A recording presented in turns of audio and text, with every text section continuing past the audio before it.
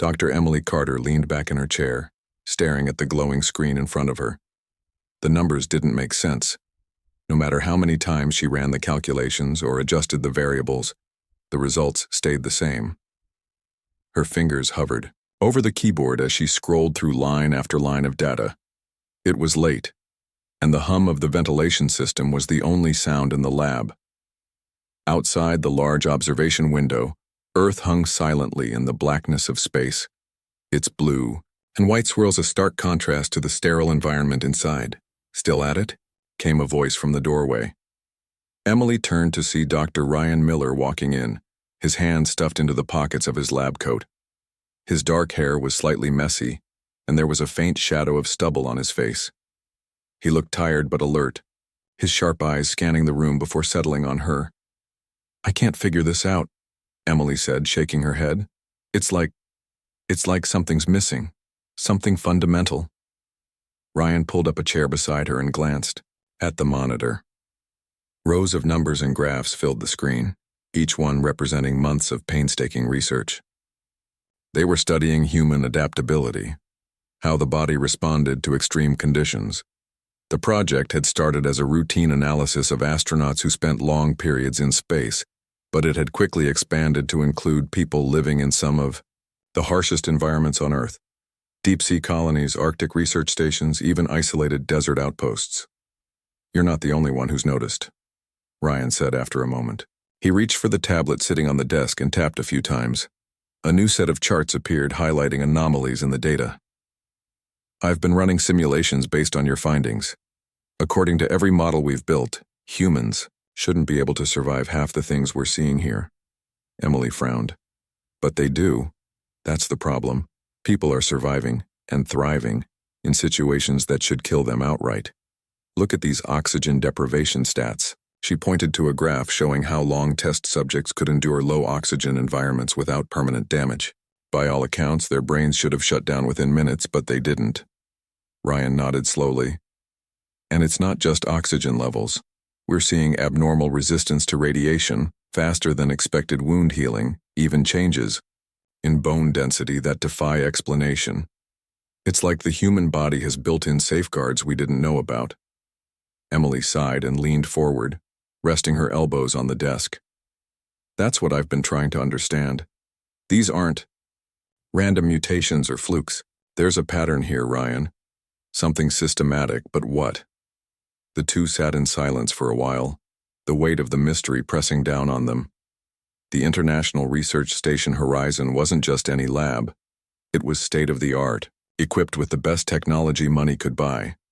Scientists from around the world collaborated here, sharing knowledge and resources to push the boundaries of human understanding. Yet despite all their tools and expertise, they were no closer to solving this puzzle. "What if?" Emily began hesitantly, then stopped herself. "What?" Ryan prompted. She hesitated, unsure how to phrase her thoughts. "What if it's not natural? What if someone or something has been messing with us?" Ryan raised an eyebrow. "You mean like genetic engineering? We've ruled that out already. There's no evidence of tampering in the genome." "I know," Emily said quickly. "But what if it's older than that? What if whatever's causing this isn't recent? What if it's been part of us for centuries or longer?"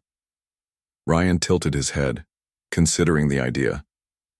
"You're talking about something beyond our current scope of knowledge, something alien." Emily shrugged. "Why not? Think about it. Humans have always seemed uniquely resilient compared to other species. We've survived ice ages, plagues, wars, disasters. Sure, luck plays a role, but maybe there's more to it. Maybe we've been designed to survive." The word hung in the air between them. Designed. It was a bold claim, one that would raise eyebrows and hackles if anyone else heard it. But here, in the quiet solitude of the lab, it felt less absurd and more plausible. Before either of them could say anything else, the station's intercom crackled to life. "Attention all personnel. Please report to the main conference room for an emergency briefing in 30 minutes. Emily and Ryan exchanged glances. Emergency briefings weren't uncommon, but they usually involved technical issues or updates from mission control. This time, though, Emily couldn't shake the feeling that it was connected to their work. "We should go," Ryan said, standing up. "Whatever it is, it might give us some answers." Emily nodded and saved her progress before following him out of the lab. As they walked through the narrow corridors of the station, she couldn't help but feel a growing sense of unease. Something big was coming. She could feel it.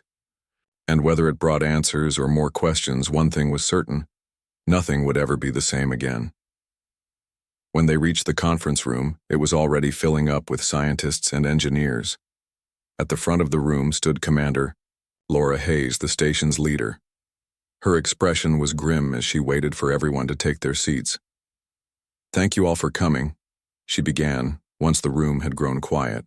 "We've received new information regarding ongoing research projects, including those related to human physiology.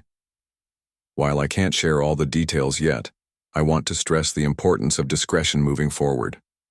Some parties outside the station have taken an interest in our work, and we must proceed with caution." Emily felt a chill run down her spine. So, she hadn't been imagining things. Someone else knew about their findings, and they weren't happy about it. As the meeting continued, Emily found herself distracted, her mind racing with possibilities. Whatever was happening, it was bigger than she'd imagined, bigger than any of them, and she couldn't shake the feeling that they were standing on the edge of something monumental. Later that night, as she lay in her bunk staring at the ceiling, Emily whispered to herself, "What the hell is wrong with human physiology?" Little did she know, the answer would change everything. The next morning, Emily woke up to the sound of her tablet buzzing on the bedside table. She groaned and reached for it, squinting at the bright screen. There was a message waiting for her, but it wasn't from anyone she recognized. The sender's name was a string of random letters and numbers, and the subject line simply read, "For your eyes only."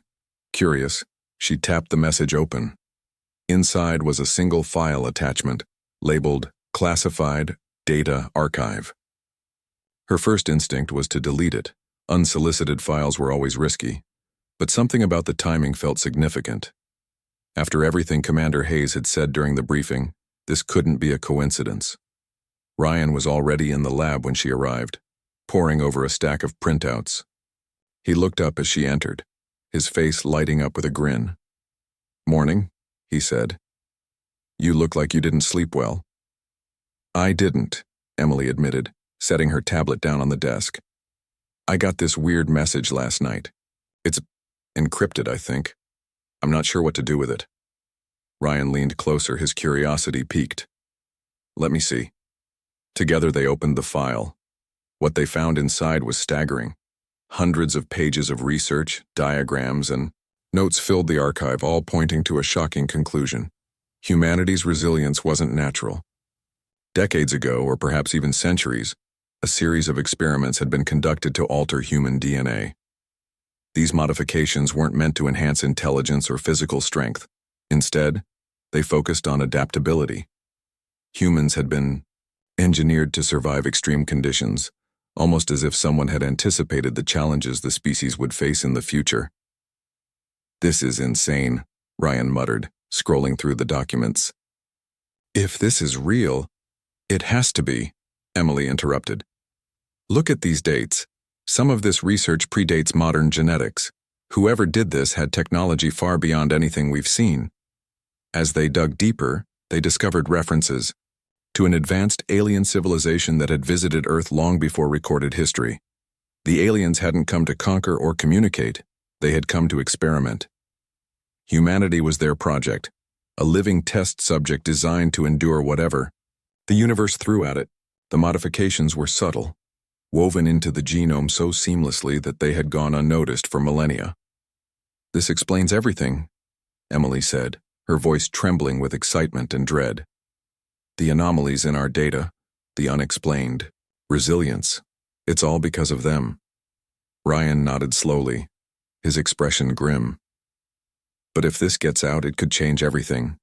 Governments will want to weaponize it. Corporations will try to exploit it." Before they could discuss it further, the lab door slid open. Two strangers walked in, both dressed in sharp suits that seemed out of place in the utilitarian environment of the station. The man introduced himself as Daniel Hayes, though his resemblance to Commander Laura Hayes made Emily wonder if they were related. The woman beside him was Grace Monroe, her smile warm but calculating. "We're here to assist with your research," Daniel said smoothly. "Our organization has taken a keen interest in your recent findings." Emily exchanged a glance with Ryan. Something about their presence felt off, like predators circling prey.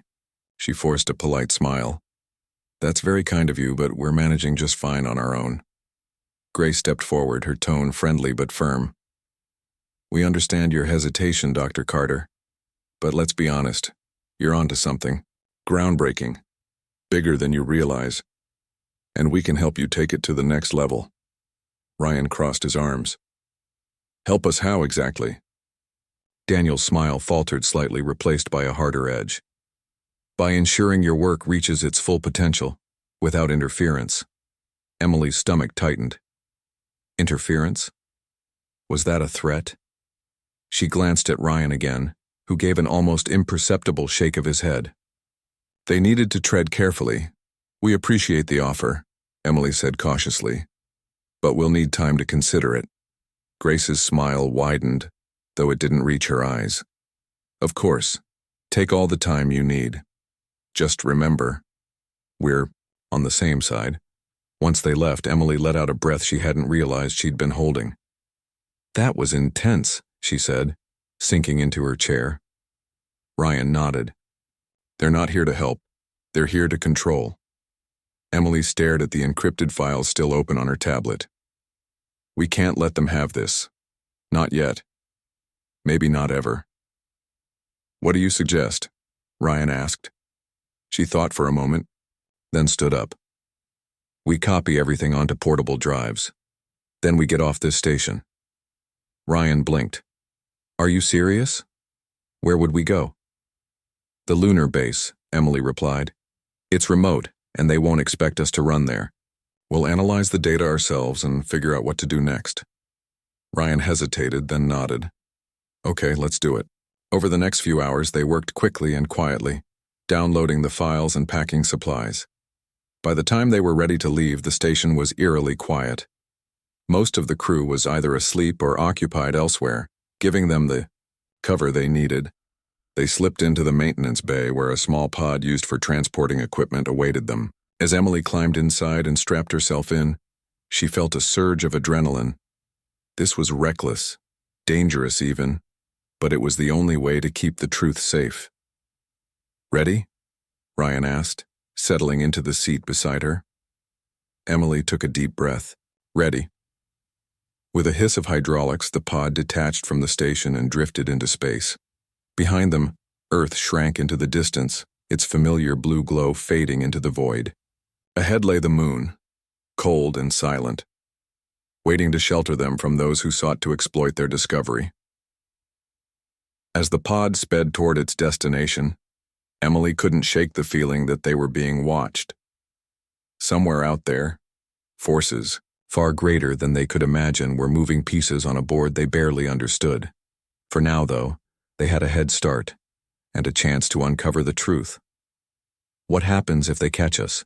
Ryan asked after a long silence. Emily turned to him, her expression resolute. "They won't. Not if we stay smart. Not if we stay ahead." Ryan nodded, though doubt lingered in his eyes. "And if they do?" "Then we fight," Emily said, firmly. "Because this isn't just about us. It's about everyone. If we don't protect this, no one will." The pod continued its journey, carrying 2 scientists and a secret that could rewrite the story of humanity. Whatever came next, they were ready, or as ready as they could be. The lunar base was nothing like the sleek, high-tech station they had left behind.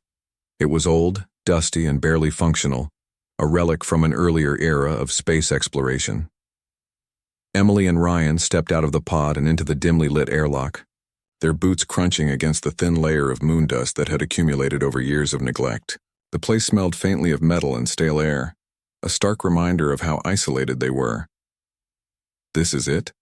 Ryan muttered, glancing around as the inner door hissed open.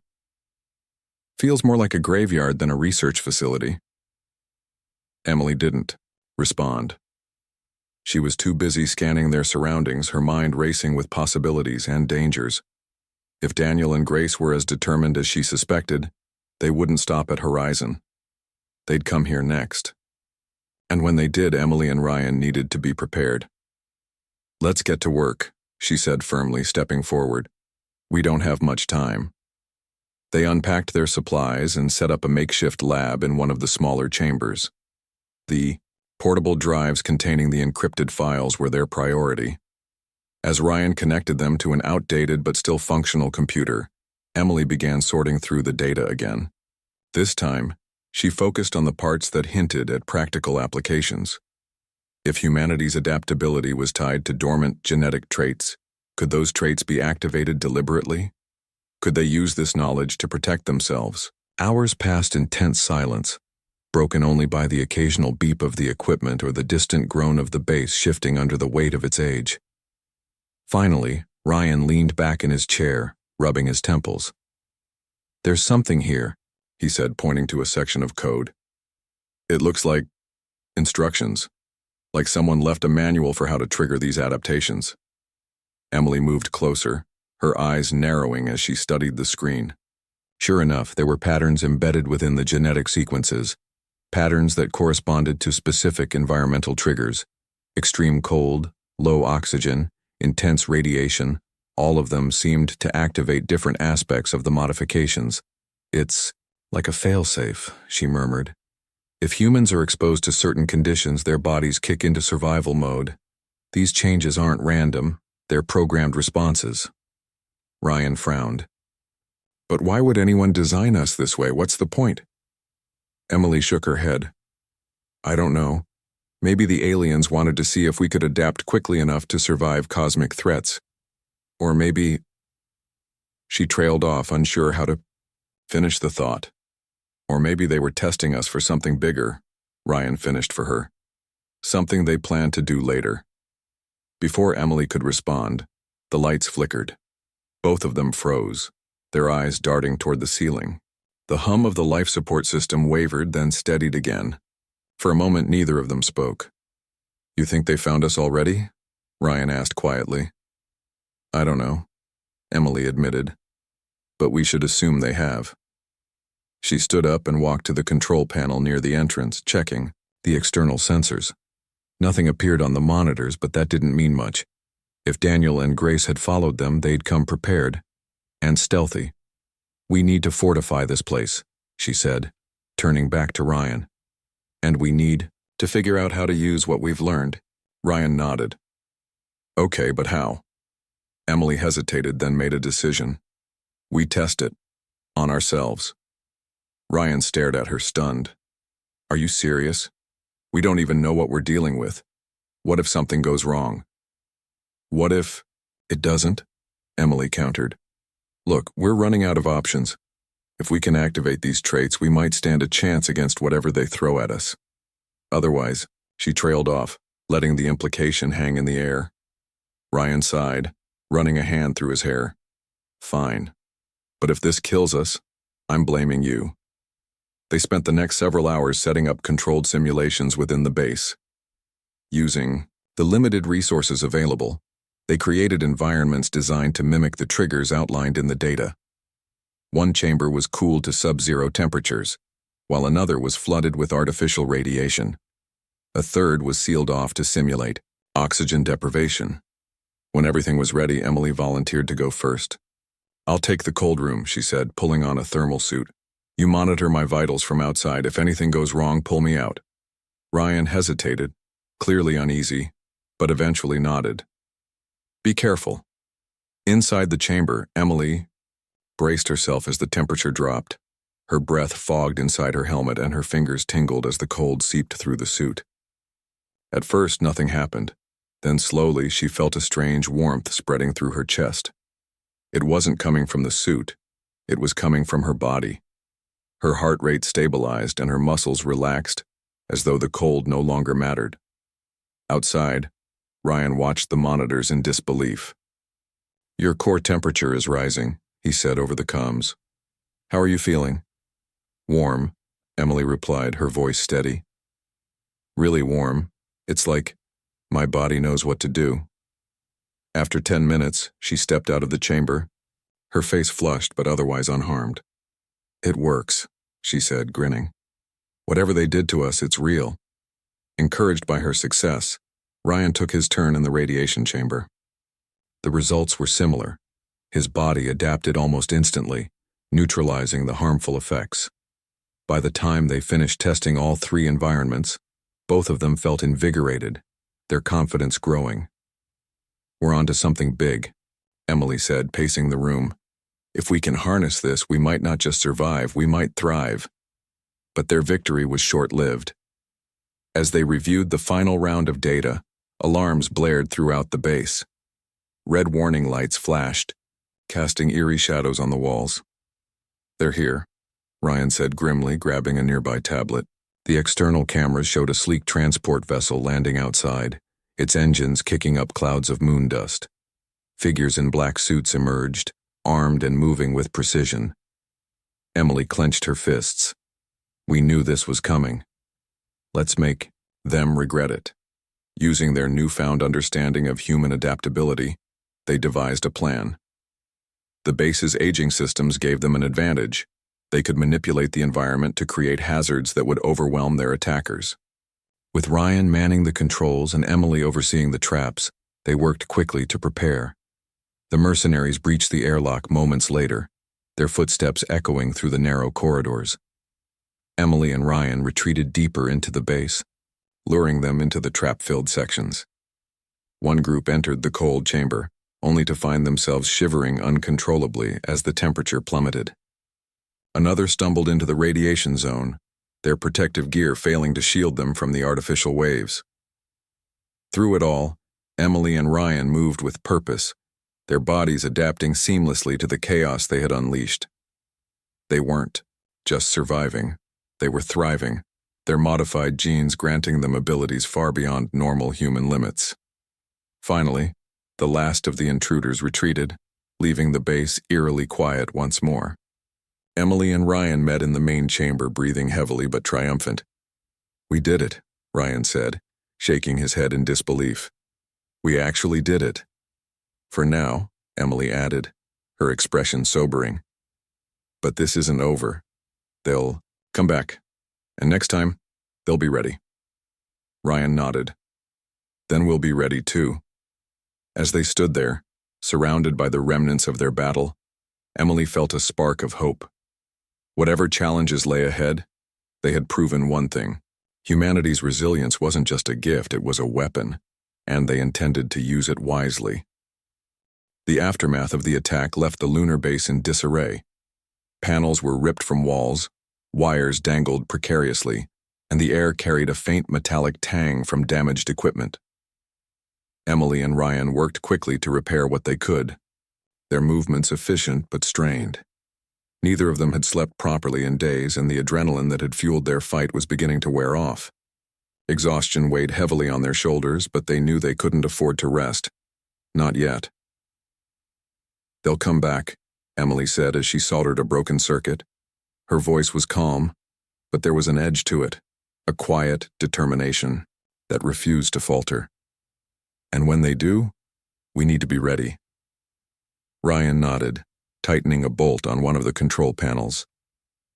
We can't stay here forever. This place is falling apart, and we're running out of supplies. If we don't move soon, we won't have a choice. Emily paused, her hands hovering over the wires. She looked around the crumbling chamber, her mind racing. The base had served its purpose. It had given them time to test their theories and defend themselves. But it wasn't sustainable. They needed somewhere safer, somewhere they could regroup and plan their next move. Do you think we can make it back to Earth? She asked after a moment. Ryan frowned. Maybe, but if they've tracked us this far, they'll be watching every landing site. We'd never get past them without being noticed. Emily sighed, leaning against the wall. Then where do we go? We can't just keep running. Ryan didn't answer immediately. He stared at the monitors, his brow furrowed in thought. Finally, he spoke. There's an abandoned research outpost near the dark side of the moon. It's old, probably older than this place, but it's shielded from most sensors. If we can reach it, we might be able to hide long enough to figure things out. Emily considered the idea. It wasn't perfect, but it was better than staying here or heading straight into enemy territory. How far is it? A few hours by rover, Ryan replied. But we'll need to move fast. Once they realize we're gone, they'll start searching. They spent the next hour gathering supplies and securing the portable drives containing their research. Emily double-checked the environmental controls to ensure the base would remain habitable for anyone who might stumble across it in the future. As much as she hated leaving the place behind, she knew it was necessary. Survival came first. When everything was packed, they climbed into one of the base's rovers and set off across the barren landscape. The journey was tense, both of them scanning the horizon for signs of pursuit. The moon's surface stretched endlessly before them, gray and lifeless, a stark reminder of how alone they were. As they drove, Emily's thoughts drifted to the implications of what they had discovered. The alien modifications weren't just a scientific curiosity, they were a tool, one that could change the course of human history, but they were also dangerous. In the wrong hands, the knowledge could be used to create weapons or exploit vulnerable populations. That was why Daniel and Grace wanted it so badly, and why Emily and Ryan had to protect it at all costs. What happens if we can't stop them? Ryan asked suddenly, breaking the silence. Emily glanced at him, surprised by the question. We will, she said firmly. We have to. But what if we don't? Ryan pressed. What if they win? What then? Emily hesitated, unsure how to respond. She had spent so much time focusing on survival that she hadn't allowed herself to consider the alternative. If they win, she said finally, then humanity loses. Not just us, but everyone. We can't let that happen. Ryan nodded, though doubt lingered in his eyes. I just hope we're doing the right thing. We are, Emily said, her tone leaving no room for argument. This isn't about us anymore. It's about protecting the truth and making sure it's used for good. The rest of the journey passed in silence, the weight of their mission pressing down on them. When they finally reached the abandoned outpost, it was even more decrepit than the base they had left behind. The structure was half buried in moon dust, its windows cracked and its walls pitted with age. Still, it offered shelter, and that was enough. Inside, they found remnants of the previous occupants. Rusted tools, faded maps, and dusty crates filled with outdated equipment. Most of it was useless, but they salvaged what they could, patching together a rudimentary lab to continue their work. For the first time in days, they felt a glimmer of stability. Over the next week, they analyzed the data further, piecing together fragments of the aliens' intentions. It became clear that the modifications weren't random. They followed a specific pattern, one designed to push humanity toward a particular goal. But what that goal was remained unclear. Were the aliens testing humanity's resilience for some future event? Or were they preparing the species for something greater? One night, as they sat in the dimly lit lab, Emily voiced her theory. What if they weren't just experimenting on us? What if they were guiding us, helping us evolve? Ryan raised an eyebrow. You mean like guardians? I don't know, Emily admitted. But think about it. Everything we've found points to deliberate design. These changes aren't accidents, they're part of a plan we don't fully understand yet. Ryan leaned back in his chair, rubbing his temples. Even if you're right, it doesn't change our situation. We still have to deal with the people chasing us. Emily nodded. And we will.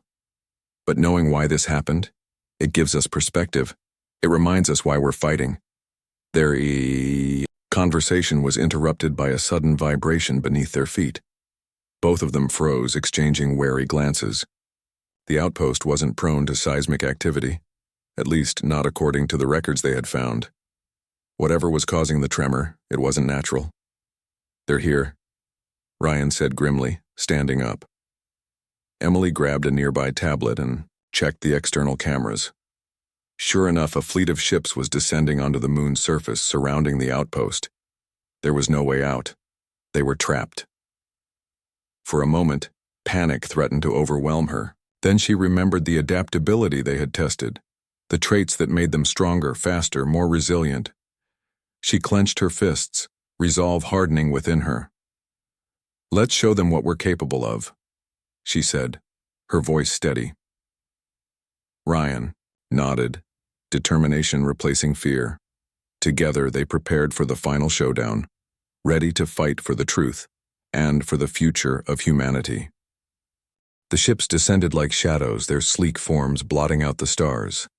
Emily and Ryan watched from the outpost's cracked windows as the vessels landed in a wide arc around them.